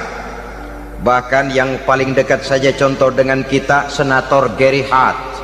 Saudara masih dengar tentu itu, betapa harus terpaksa mengundurkan diri dari pencalonan presiden Amerika karena kasusnya dengan Donna Rice itu, dengan hostess itu. Betapa di sini seorang perempuan atau seorang wanita sanggup membongkar seseorang yang punya masa depan ceria untuk menuju kursi kepresidenan dari suatu negara adidaya seperti Amerika, bisa gagal berantakan karena skandalnya itu. Apa penyebabnya? Wanita. Tapi wanita juga bisa menyebabkan menjadi cambuk majunya laki-laki. Wanita juga bisa menghancurkan dan mengubur laki-laki. Saudara hadirin yang saya muliakan, ia memang kelihatannya makhluk yang lemah, tapi di balik kelemahannya itu sesungguhnya dia bisa menelan laki-laki yang bagaimanapun besarnya. Saudara-saudara kaum muslimin rahimakumullah, terutama ibu-ibu yang saya hormati, jadi peranan yang pertama wanita sebagai seorang istri. Yang kedua, wanita sebagai ibu. Ini juga sangat besar pengaruhnya dalam membentuk generasi masa yang akan datang. Bapak oleh karena kesibukan tugasnya tentu lebih banyak di luar rumah. Yang nyaris 24 jam di rumah itu ibu. Bagaimana dia merawat anaknya, bagaimana dia menaruh perhatian terhadap anaknya, bagaimana ia melimpahkan kasih sayang kepada anak-anaknya, akan membentuk kepribadian anak dan artinya membentuk generasi yang akan datang. Kalau seorang ibu sudah cuek-cuek saja kepada anaknya, padahal Quran mengatakan al-jannatu tahta aqdamil ummahat, surga di bawah telapak kaki ibu. Hadis ini bisa kita artikan macam-macam. Pertama, anak tidak akan mendapat kebahagiaan tanpa ridho daripada ibunya. Kedua, ibu adalah wanita agung yang harus ditaati. Ketiga, neraka atau surga anak bergantung kepada ibu, bagaimana dia mewarnai anak. Kalau ibunya cuek-cuek saja sama anaknya, dan sering jadi contoh klasik, kalau anak ayamnya beduk maghrib belum pulang, satu RT dicariin, hansip diundang, kalau perlu dan ramil dilaporin. Tapi kalau anak gadisnya jam 12 tengah malam belum pulang, ibu tenang saja Pak, tidak tergerak dan tidak tertarik hatinya. Ya tentu tidak semua. Kalau sudah begitu, bukankah hakikatnya ibu sudah menciptakan neraka buat anaknya sendiri? Khalil Gibran dalam satu tamsil yang indah pernah mengatakan, kalau kita diberikan sebutir mutiara, sebutir intan, dan intan itu sebutirnya sebesar telur ayam, benda yang sangat langka dan berharga, tentu kita sayang intan atau mutiara itu. Kita jaga baik-baik, kita simpan dalam kotak, kotaknya kita kunci, kotak itu kita simpan di dalam lemari, lemarinya kita kunci lagi, lemarinya ada di dalam kamar, kamarnya pakai pintu, pintunya kita kunci lagi, kamar itu ada dalam rumah, rumahnya pakai pintu, dikunci lagi, kemudian rumahnya pakai pintu gerbang besar, gerbangnya juga digembok lagi. Untuk menjaga intan itu jangan sampai hilang, begitu usaha kita berlapis-lapis. Dan intan itu sudah diberikan kepada kita, kata Khalil Gibran. Apa dia? Anak-anak yang diamanahkan Allah kepada kita. Itu intan-intan mahal, itu mutiara-mutiara pilihan yang dititipkan dan diamanahkan untuk kita jaga sebaik-baiknya. Haruskah dia sia-sia di tangan kita? Haruskah dia merana jatuh di tangan ibu yang tidak punya tanggung jawab? Saudara hadirin yang saya muliakan, oleh karenanya peranan sebagai ibu ini sangat menentukan bagi pembentukan generasi yang akan datang. Salah ibu mengarahkan anak, akan lahir generasi mendatang yang tidak kita harapkan. Sehingga Nabi bersabda, kullu mauludin yuladu 'alal fitrah fa abawaihi yuhawwidanihi aw yunassiranihi aw yumajjisanihi. Setiap bayi dilahirkan dalam keadaan suci, setiap bayi dilahirkan dalam keadaan bersih, tidak punya dosa. Islam tidak mengenal dosa warisan. Semua saja bayi lahir dalam keadaan suci dan bersih. Kalau demikian lalu bagaimana? kata Nabi, ibu bapaknya lah yang kelak akan menjadikan anak itu sebagai Yahudi, yang kelak menjadikan itu anak itu sebagai Nasrani, atau menjadikan anak itu sebagai Majusi. Ibu bapaknya yang mewarnai anak. Ibaratnya anak itu kertas putih, mau ditulis tinta hijau warnanya hijau, mau ditulis tinta merah warnanya merah, mau ditulis tinta hitam pun warnanya hitam. Oleh karena itu pembentukan anak yang soleh secara mental sesungguhnya sudah diwarnai oleh kebiasaan ibu bapak dalam pergaulan di rumah tangganya secara mental. Sehingga dengan demikian saudara-saudara, salah kaprah ibu dalam mengarahkan anak-anaknya akan melahirkan generasi penerus yang sungguh-sungguh tidak kita harapkan, dan pada gilirannya akan membahayakan perkembangan bangsa dan negara, membahayakan kita sebagai suatu umat. Apalagi sekarang ini masih banyak orang-orang muslim, orang-orang tua muslim yang kadang-kadang menyekolahkan anaknya di sekolah yang membahayakan akidahnya, mematikan imannya, menghancurkan tauhidnya. Pokoknya asal bonafid keluar sekolah ada jaminan lapangan kerja, perkara anak mau kafir mau murtad bukan urusan. Alangkah ironi dan sangat menyedihkan. Saudara-saudara yang saya hormati, jadi dari segi kaum wanita peranan ibu sangat besar. Dari segi anak, ketaatan kepada ibu, doa restu ibu akan membawa kepada kebahagiaan hidup. Doa ibu mustajabah, kutukan ibu manjur. Beberapa hikayat dan riwayat menjadi contoh dan tamsil buat kita betapa tidak ada satu kebahagiaan di dunia ini yang bisa ditegakkan tanpa doa restu daripada ibu. Pantas kalau dalam Al-Quran ada ummul kitab, ibunya atau induknya kitab. Tiap negara punya ibu kota, bapak kota tidak ada. Lalu lagi wawasan Nusantara disebut ibu pertiwi, bapak pertiwi kemana tahu. Saudara hadirin yang saya muliakan, lalu dalam peringatan hari-hari besar nasional ada yang namanya Hari Ibu. Hari bapak nggak pernah diperingati. Ada Hari Ibu, dan ibu itu pun ada Ibu Kartini, ada Ibu Dewi Sartika, dan macam-macam lagi yang seluruhnya merupakan refleksi dan gambaran betapa peranan kaum wanita di dalam kehidupan ini yang memang banyak mewarnai dan menjadi warna dari suatu kegiatan. Saudara-saudara kaum muslimin rahimakumullah, apabila yang pertama tadi kita melihat peranan kaum wanita sebagai istri, betapa ia berpengaruh besar dalam ikut menunjang keberhasilan dan kesuksesan suaminya. Kemudian pada peranannya yang kedua, wanita sebagai ibu di rumah tangga, betapa ia ikut membentuk, mempengaruhi, mewarnai dan membimbing kepribadian anak sebagai generasi penerus. Maka pada peranan yang ketiga ini kita akan melihat wanita sebagai social agent, sebagai penggerak kegiatan sosial di berbagai bidang kehidupan.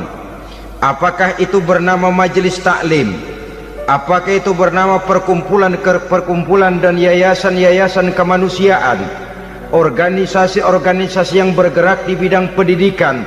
Bahkan di zaman sekarang bukan hanya menjadi penggerak sosial, bahkan sudah banyak kaum wanita yang menggerakkan satu bangsa. Dunia mengenal Margaret Thatcher, dunia mengenal Indira Gandhi, dunia mengenal Bandara Naike, dunia mengenal Corazon Aquino, dunia mengenal Golda Meir dulu itu dari Israel, dunia mengenal Imelda Marcos yang ambisius tapi yang kemudian melangkah kepada jalan yang negatif dari tujuan semula. Ini bukan hanya sekedar social agent, tapi bahkan sudah mengarah kepada menggerakkan dan mewarnai suatu bangsa. Islam membuka pintu ke arah itu. Wanita duduk dan berfungsi sebagai social agent, mengurus berbagai macam perkumpulan-perkumpulan yang bertujuan kepada kebajikan, menyantuni yatim piatu, memelihara kesehatan, menyayangi binatang, memelihara kelestarian lingkungan dan lain sebagainya. Islam membukakan pintu sepanjang peranan sebagai istri dan sebagai ibu tidak diabaikan. Ini sebab yang utama. Salah seorang perempuan, kaum wanita, kalau terlalu aktif berorganisasi, terlalu aktif bermasyarakat, terlalu aktif dalam berbagai macam perkumpulan, lalu melupakan tugas utamanya sebagai istri dari suaminya, sebagai ibu dari anak-anaknya. Ibu asik rapat sana rapat sini, anak tidak pernah diajak rapat. Akhirnya si anak bikin perkumpulan sendiri, rapat menurut versi mereka, sehingga akibatnya yang timbul anak merasa kurang diperhatikan oleh ibunya. Ngaji bagus, tapi kalau sepanjang hari ngaji saja, suami pulang mau makan tidak ada makanan, mau berganti pakaian belum lagi diteriska pakaiannya, tentu ini melupakan fungsi yang utama. Kegiatan sosial, kegiatan di organisasi adalah jadwal kegiatan setelah fungsi sebagai istri dari suami, sebagai ibu dari anak-anak dilaksanakan dengan sebaik-baiknya. Bukan tidak baik ngaji, kalau dari ngaji ke ngaji saja. Bangun tidur ngaji, jam 7 ngaji, berangkat jam 11, sholat zuhur berangkat ngaji lagi, pulang sore, malam ngaji lagi. Suami tidak terurus, anak-anak pun terbengkalai, rusaklah rumah tangga. Dan bukankah satu bangsa terdiri dari satu tatanan masyarakat, dan tatanan masyarakat yang paling kecil bernama keluarga? Keluarga merupakan unit dari masyarakat, unit yang terkecil, dan keluarga terdiri dari pribadi-pribadi yang merupakan bapak, ibu, dan anak-anak. Sehingga masyarakat bangsa yang baik terdiri dari masyarakat yang baik, masyarakat yang baik tersusun dari keluarga-keluarga yang baik, dan keluarga yang baik akan muncul dari pribadi dan individu yang baik. Pribadi dan individu yang baik yang sadar mana kewajiban yang primer, mana kewajiban yang sekunder. Sebagai social agent, dia lalu mawas diri dengan tetap mempertimbangkan kodrat kewanitaannya itu tadi. Saya ikut prihatin kalau ada perempuan main sepak bola, dan saya yakin betul kalau perempuan main sepak bola, yang nonton pasti bukan nonton bola. Ya mungkin bola juga, tapi bola yang mana? Itu wallahu a'lam. Boy, ya dicari olahraga yang sesuai dengan kodrat kewanitaan begitu. Dicarilah olahraga yang sesuai dengan kodrat kewanitaan. Sepak bola sudah maju, ya belakangan saya katakan tadi muncul lagi wanita angkat besi. Belakangan bisa kita bayangkan wanita main tinju. Babak belur sudah kalau sudah begitu. Kemajuan dengan melupakan kodrat kewanitaan akan menyengsarakan kaum wanita itu sendiri. Silahkan maju menjadi social agent, menjadi penggerak di masyarakat. Para istri Rasul bisa kita jadikan satu figur. Siti Khadijah, figur sebagai istri pendamping yang setia. Dikala suaminya bingung, ia tampil memberikan pandangan. Dikala suaminya bingung, ia memberikan tanggapan. Dikala suaminya dimusuhi orang, ia menampakkan kesetiaannya. Kau tidak sendiri bang, aku di sisimu. Dikala jiwanya gelisah ketika pertama kali menerima wahyu berhadapan dengan malaikat Jibril, Khadijah yang menghibur. Kalla ma yukhzikallahu abada. Tidak apa-apa bang, Allah tidak akan menyusahkan kau untuk selamanya. Tenang sajalah, tenang. Abang orang baik-baik, Allah tidak akan menyengsarakan abang. Peran sebagai istri. Dan Rasul mantap, sehingga bertahun setelah Khadijah wafat selalu terkenang dan dikenang oleh Rasul. Pernah satu saat beliau itu seperti orang melamun. Aisyah tanya, kok seperti ngelamun bang? Iya, kata Rasul, saya seperti mendengar suara terompahnya Khadijah di surga. Padahal Khadijah sudah lama wafat. Aisyah mendengar itu rada sedikit manyun. Kata Aisyah, Bang, cukup sekali ini saja, jangan sebut-sebut lagi nama itu ya. Cemburu rupanya. Ya soal cemburu sih nggak bini Nabi, nggak bini kita, namanya cemburu. Perempuan mesti ada. Apa jawab Rasul? Ya Humairah, Aisyah, haruskah saya melupakan seseorang yang dikala orang lain memusuhi saya, dia mati-matian membela saya. Dikala orang lain mau membunuh saya, dikorbankan hartanya untuk membantu perjuangan saya. Mestikah saya melupakan orang yang begitu baik? Tidak, Aisyah. Sepanjang nafas masih ada, sepanjang itu saya tidak akan bisa melupakan Khadijah sayang. Peran sebagai istri Khadijah ini, peran sebagai istri. Suaminya bingung, istrinya memberikan hiburan. Kadang kan tidak, suami bingung, istri bingungan lagi. Ya sudah, mari ramai-ramai kita bingung sudah.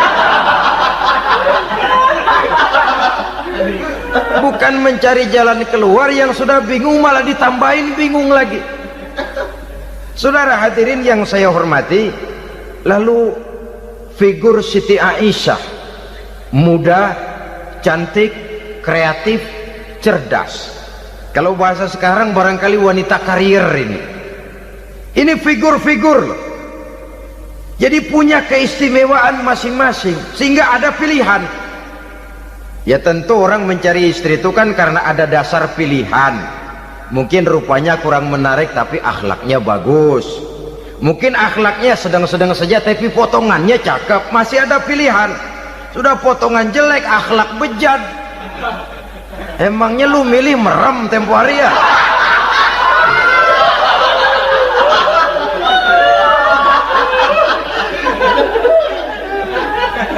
Sudah nggak ada pilihan apa-apa. Lalu ada istri yang punya keistimewaan karena sifatnya yang sabar, ada yang wataknya itu pemurah, ada yang sifatnya itu belas kasih.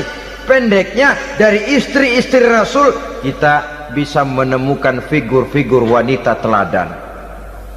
Sehingga keliru kalau kaum orientalis barat mengatakan Rasulullah itu katanya sesungguhnya adalah seorang seks mania, istrinya banyak. Oh ini memang bajingan ini orientalis ini. Kalau Rasulullah itu seorang seks mania, tentu yang dinikahinya itu pertama jelas gadis semua, yang kedua tentu cantik-cantik semua. Dari istri-istri beliau yang dikawininya dalam keadaan gadis cuma Siti Aisyah, selebihnya janda. Apa pertimbangannya? Menyantuni yatim-yatimnya, mengayomi janda-janda yang ditinggal suaminya gugur di medan perang, untuk memperkuat keimanannya. Itu pilihan utama Rasul. Kita sekarang ini ya ngakunya sih ikut sunnah Rasul, cuma sunnahnya urusan kawin melulu. Ada duit sedikit, kawin maning, kawin maning. Ditanya orang kenapa kawin melulu, sih mas sunnah Rasul. Bukan main. Kalau sudah urusan kawin pahlawan betul sunnah Rasul. Padahal kawin lagi dalam Islam itu sungguh pun boleh, tapi tidak diperintah. Tidak diperintah, memang cuma boleh. Itu kalau dalam pesawat itu cuma semacam emergency exit lah ya, yang tidak boleh sembarang waktu bisa dibuka. Kalau memang sanggup berlaku adil, tafadhol. Kalau tidak, satu juga nggak habis. Lagian saya kira perempuan itu kan cuma perbedaan rupa saja, perbedaan selera saja. Seperti singkong dengan sate, bedanya kan cuma di tenggorokan. Kalau sudah masuk ke perut, kenyangnya kan sama. Perempuan cuma berbeda dalam selera, rasanya barangkali ya, barangkali.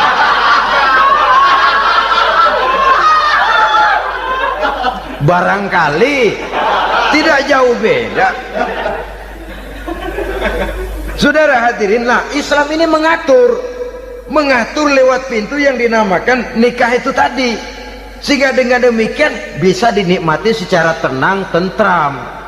Tidak usah manusia ya, kucing saja, coba lihat kucing.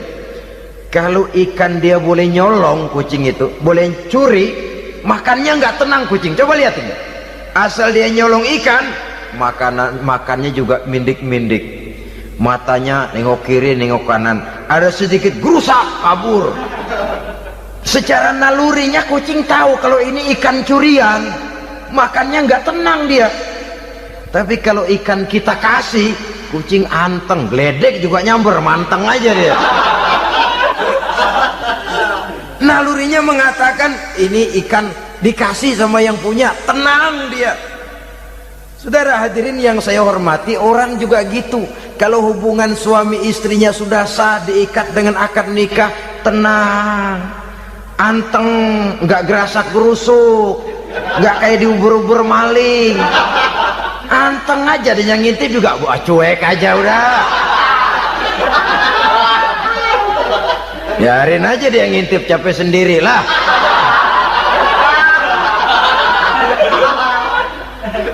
Tapi kalau nyuri-nyuri, coba lihat dah, mana di kebun banyak nyamuk,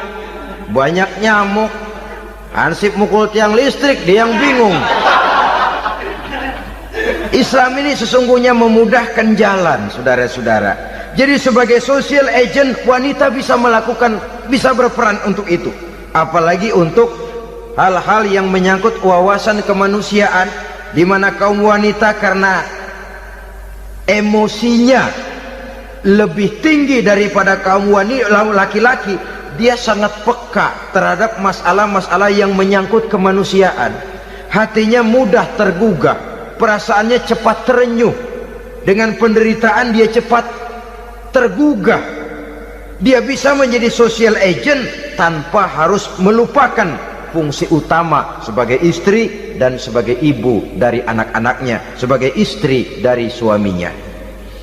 Saudara hadirin yang saya muliakan, dahulu Al-Quran pernah menceritakan betapa istri-istri pembesar di istana mewah di zaman Nabi Yusuf, kalau istilah sekarang nyonya-nyonya jet set, nyonya-nyonya VIP, betapa mereka mau memporak-porandakan keimanan seorang pemuda seperti halnya Nabi Yusuf alaihi salam. Dan Nabi Yusuf kemudian ternyata tidak mau jadi gigolo yang kerjanya hanya menyenangkan wanita-wanita jet set kelas VIP ini tadi. Sesungguhnya ini cuma satu simbol yang kejadiannya bisa saja terjadi pada zaman modern dalam versi dan kondisi yang berbeda. Namun bagaimanapun juga, wanita dengan peranannya sebagai social agent, sebagai penggerak masyarakat, sangat besar pengaruhnya dalam ikut mewarnai perkembangan suatu negara. Seorang suami perlu memberikan dorongan kalau istrinya aktif di bidang sosial, asal dengan catatan saja, fungsi sebagai istri, fungsi sebagai ibu jangan sampai terlantar karenanya. Bahkan saya katakan tadi, di zaman sekarang wanita tidak lagi hanya berfungsi sebagai social agent, bahkan sebagai national agent, penggerak dari satu bangsa. Muncul wanita-wanita yang jadi menteri, yang jadi anggota DPR, bahkan yang jadi kepala desa dan lain sebagainya.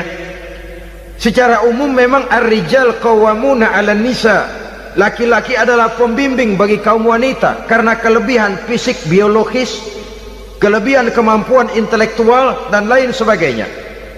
Namun wanita pun boleh saja menjadi social agent sepanjang catatan yang saya sampaikan tadi. Jangan sampai melupakan kodrat kewanitaan, jangan sampai mengalahkan fungsi sebagai istri dari suaminya, sebagai ibu daripada anak-anaknya. Nah, kemudian fungsi yang keempat di bidang ilmu pengetahuan. Islam memberikan kesempatan yang sama kepada kaum wanita. Thalabul ilmi faridatun ala kulli muslimin wa muslimatin. Menuntut ilmu itu wajib hukumnya bagi orang Islam, baik laki-laki maupun perempuan. Sampai dibentuk kalimat pengecuali khusus ini, muslimin wa muslimatin, bagi muslim laki-laki, bagi muslim perempuan.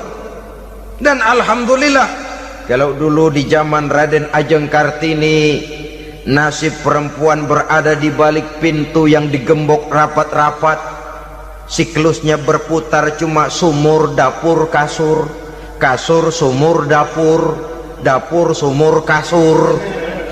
Melingkar di situ-situ saja peranan kaum wanita, memberontak jiwa Raden Ajeng Kartini, menuntut persamaan bahwa wanita berhak maju sama dengan laki-laki. Entah Islam sejak 14 abad yang lalu sudah mencanangkan ini, menuntut ilmu wajib bagi laki-laki dan perempuan beragama Islam. Orang Islam baik dia laki-laki, baik dia perempuan, wajib menuntut ilmu. Ilmu dalam artian umum, tidak hanya sekedar fikih tauhidnya, ya di bidang kedokteran, di bidang teknik, di bidang hukum dan lain sebagainya. Ini yang perlu dibanggakan. Kalau perlu, ini yang perlu diadakan kontes IQ, wanita yang paling berprestasi di bidang ilmiah, wanita yang punya prestasi di bidang menjaga kelestarian lingkungan hidup, wanita yang punya prestasi menggerakkan sosial, menyantuni yatim piatu, memelihara kesehatan. Adakan kontes macam itu untuk mendorong. Ini enggak, kalau kontes yang diukur betis, bibir, pinggul, payudara, lubang hidung, ukur sekalian kita. Apa manfaatnya dan apa unsur pendidikan yang ada di dalamnya? Tidak menguntungkan, tidak mendidik, dan tidak membawa manfaat. Kecuali lalu yang timbul pola hidup konsumen, pola hidup konsumer, pola hidup yang material, pola hidup yang pola hidup yang gemerlapan.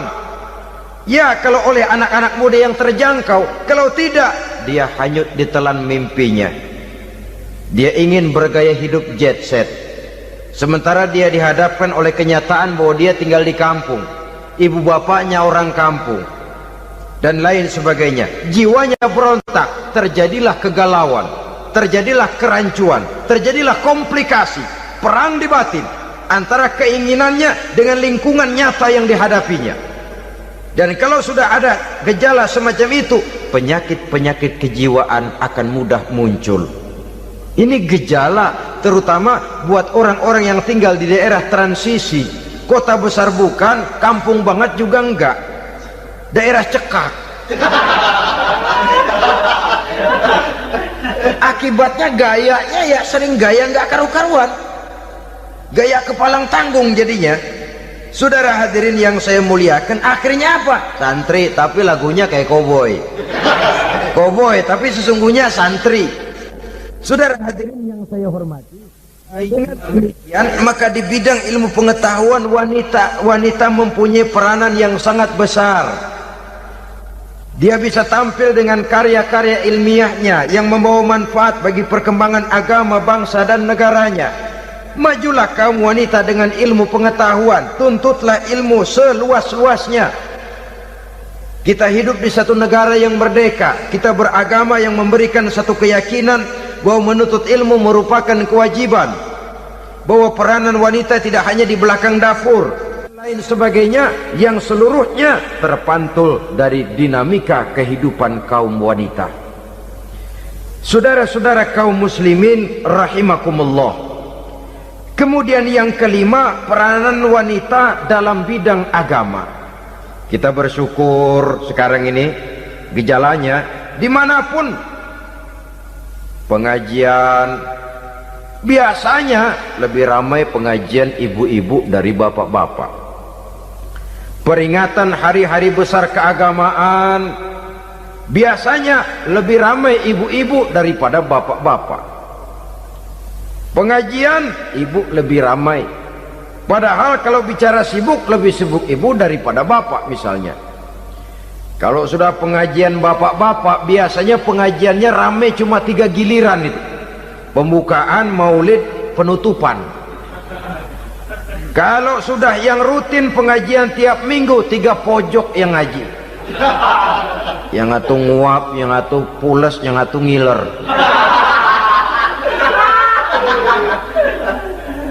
Saudara hadirin yang saya muliakan, ada badan kontak majelis taklim, yang merupakan wadah daripada kegiatan ibu-ibu. Ada Ittihadul Muballighat, Persatuan Muballighat, ada Persatuan Para Asatizah, dan macam-macam lagi peranan ibu-ibu di dalam kehidupan beragama. Tapi sesungguhnya harus dimulai dari bagaimana si ibu mewariskan jiwa agama kepada anak-anaknya di rumah tangganya. Kalau itu gagal, dia mau melangkah ke masyarakat, dia sudah gagal sejak awal sesungguhnya. Keberhasilannya dia menata masyarakat akan mengakibatkan dia nanti bernasib seperti Nabi Nuh, berhasil mengajak beberapa orang kafir mengikuti ajarannya, tapi gagal mengislamkan putranya sendiri Kan'an. Bukan tidak berusaha, tapi memang Allah sudah menghendakinya sedemikian untuk menjadi contoh buat kita semua. Yang penting orang tua berusaha dan berikhtiar. Kalau sudah berusaha dan berikhtiar, anak ternyata memang sulit diurus, barangkali memang fotokopinya Kan'an tuh anak. Ya orang tua kalau sudah berusaha, ya tawakallah. Jangan belum berusaha lalu berkata, jangan anak kita, anak Nabi aja ada yang bengal.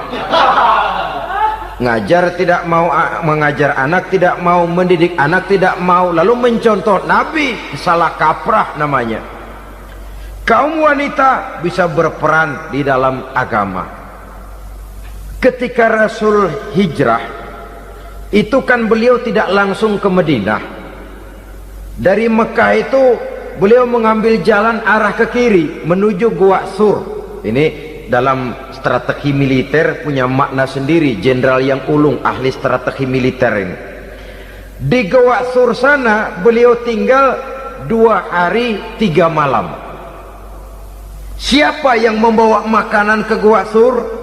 Siapa yang menjadi kurir untuk mengintai kegiatan-kegiatan Quraisy setelah Nabi berangkat hijrah? Asma, putri Abu Bakar Siddiq radhiyallahu anhu. Jadi kurir, jadi spion, membawa makanan untuk Rasul dan ayahnya di Gua Sur. Ini peranan wanita.